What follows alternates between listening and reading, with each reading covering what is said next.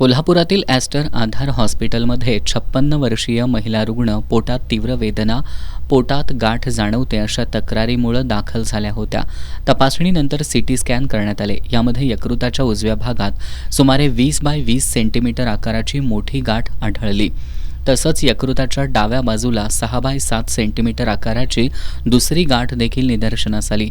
डॉक्टरांनी सखोल तपासण्या करून रुग्णासाठी योग्य उपचार पद्धती निश्चित करण्यात आली.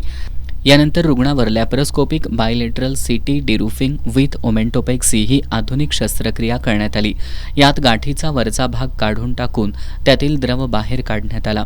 त्यानंतर पोटातील चरबीयुक्त थर त्या जागी ठेवून संरक्षण करण्यात आलं. लॅप्रोस्कोपिक तंत्रज्ञानामुळे ही शस्त्रक्रिया लहान छिद्राद्वारे करण्यात आली. सध्या रुग्णाची प्रकृती सुधारत आहे. ही शस्त्रक्रिया डॉक्टर डी राहुल यांच्या नेतृत्वाखालील सर्जरी, ॲनेस्थेशिया आणि क्रिटिकल केअर टीमच्या सहकार्यानं यशस्वीपणे करण्यात आली. डॉक्टर डी राहुल यांनी या तंत्रामुळे रुग्णांना सुरक्षित आणि कमी वेदनादायी उपचार देता येतात असं सांगितलं.